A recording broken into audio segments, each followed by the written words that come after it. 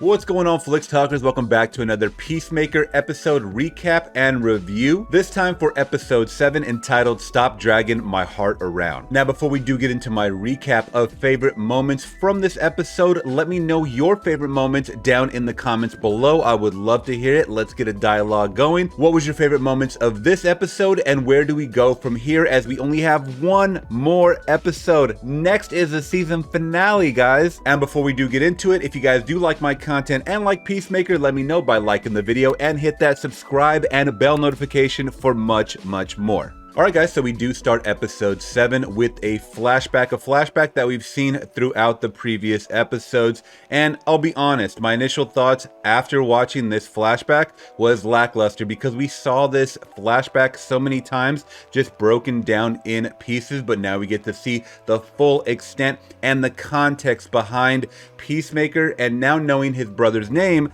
Keith. What was going on in that scene? We just knew that they were fighting, and at first I thought, okay, maybe it could have been the father, maybe it was Chris. We find out it was Chris that knocked his brother out, which then led to him having a seizure on the floor. But we find out a little more layers to this story, this flashback, that even though it looked like they were having fun with fighting each other, the dad was making money off of it. So the dad was running his own little underground fight club, which we know ain't right, guys, but in the mind of Peacemaker and Auggie, they don't do what's right and wrong. They just kind of live in the moment, and he looked like he was just trying to make some money. So once again, guys, I'll be honest, this little added layer of Auggie being behind it, just making some money off of it, didn't add too much to how I initially felt about Peacemaker killing his own brother. I still thought it was shitty. I still thought it was crazy motivation for the dad just hating his son, and it added to this superhero villain story.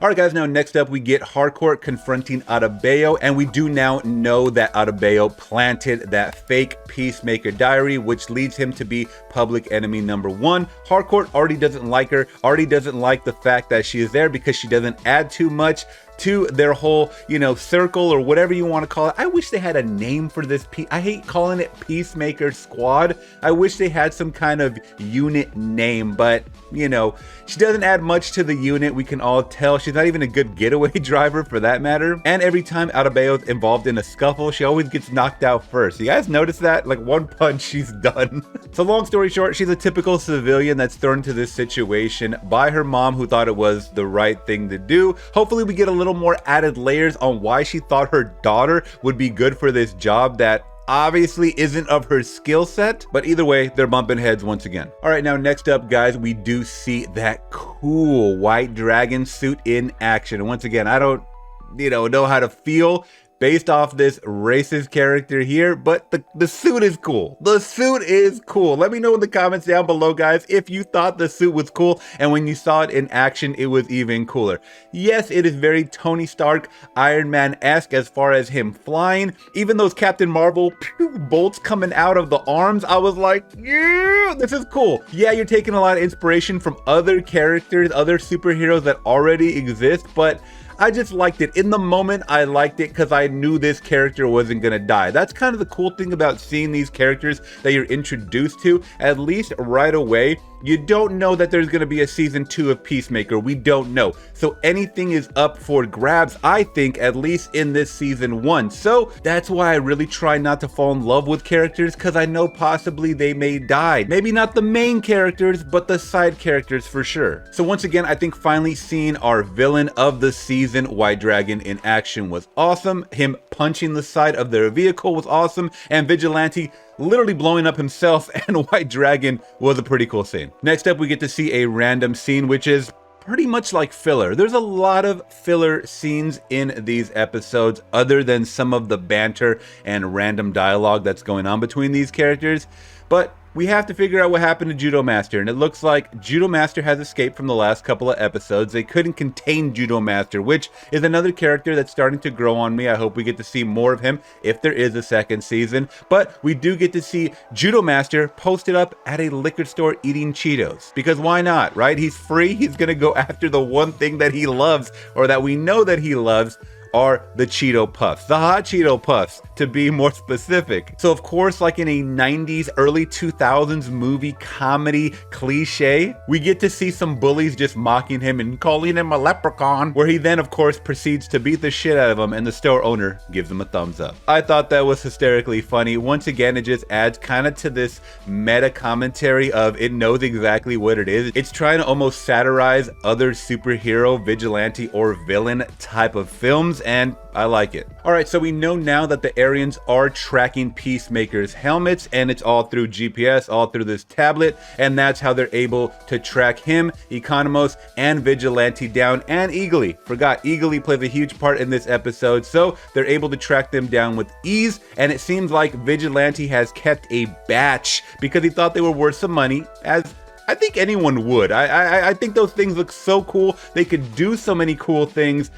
I would keep them along. I mean, I'm not as dumb as Vigilante in that situation, but he kept them along and Peacemaker had to toss him. Unfortunately, the Aryans got to him before he was able to make his getaway, which then leads to Peacemaker versus White Dragon. Once again, they square up, go toe to toe. Vigilante at this point is destroyed and Economos busts out of nowhere and lets off some more rounds. It's funny that Economos is coming out like the wild card. We don't know what to expect from this guy, but when push comes to shove, he took out that gorilla. He took out the Aryans. Who would have thought that Economos, of all people, would do this? I didn't, but you guys let me know. Did you guys think Economos was going to step it up in this season? Let me know in the comments down below. And after Peacemaker beats the shit out of his own father, Auggie, aka White Dragon, Auggie has no sweet final words because he knows he's going to die. He even tells him, pull the trigger, and ultimately Peacemaker does because he knows his father's a piece of shit, but it does hit him emotionally. He drops down to his knees and cries. I thought this was gonna happen. I knew he would have to be the one that kills his own father. It's only right. I mean, it's not only right, but in the superhero world, it's only right to take out this character. Father or not, he is a bad, wicked, evil man that was dropping Bible verses, you know, while he was beating the shit out of you and blaming you for killing your own brother and pretty much the fate of the future. Like, he was really putting the weight of the world on Peacemaker, Chris, and once again, I thought it was justified. Next up, we get to see Eagly at the vet because in the previous scene, he did take a punch, a mighty punch from the White Dragon, and it doesn't look like he's gonna make it out alive. But Peacemaker does something that was a little shocking and surprising to me, at least. He got religious and he dropped down and started praying to God, and Eagly comes back to life. Whoa.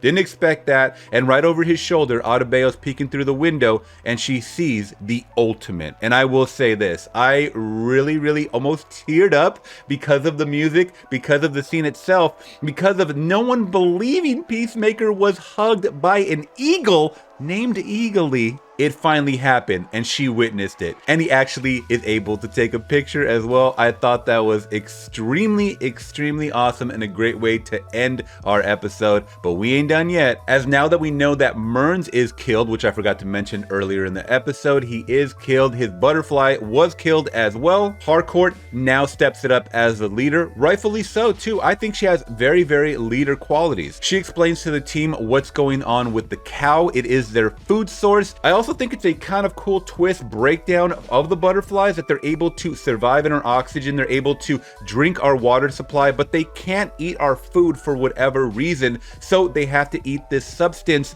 created by this cow. And at first, when you hear cow, you just instinctually think of a cow that we have here on Earth. But no. When they show the cow in this hidden facility, holy crap, this thing looks like something from Nightmares, from James Gunn Nightmares. And I'm actually so glad they showed this thing in a grandiose manner, because it really paints the picture that this thing could feed hundreds of thousands of potential butterflies across the world. So I'm so glad we got some kind of sci-fi creature looking monster. I thought it looked cool and scary and just gross because that's what James Gunn is known for. So I'm so glad they showed that, and they do explain that they are trying to teleport, not transport, teleport this cow to another location. So our Peacemaker squad does not get to it first, ultimately killing it. So that's the end of our episode, guys. We have one more episode left. It's the finale, episode 8, coming up next week. You guys let me know once again in the comments down below, what did you think of episode 7? I would love to hear your thoughts, and where do we go from here? Are they gonna get to the cow before they transport it? I'm hoping not, because I want to see a season 2. I want them to transport the cow somewhere else, so we have to journey off into season 2 and maybe possibly get a whole new cream of the crop cast that we can just kind of gain new backstories and fun dialogue along the way. I'm having fun with this series. Yeah, there's a lot of added banter, I will say that. This episode offered so much extra added banter, especially from Vigilante. It was annoying, I will say that. And a lot of you guys have been commenting on my past videos for the recaps and reviews of Peacemaker, saying that this show is kind of boring and this show is just too much dialogue, but I kind of like what they're doing. It's different. It is different than the norm, and once again, it's not your typical superhero, supervillain type of show, and that's the reason I do like it. But you guys let me know how you're feeling all of these episodes up until now. I would love to hear it, and if you guys did like my recap and review for episode 7, let me know by liking the video, and make sure to hit that subscribe to get notified next time when I drop these videos. Alright guys, till next one, I'm gone. Peace.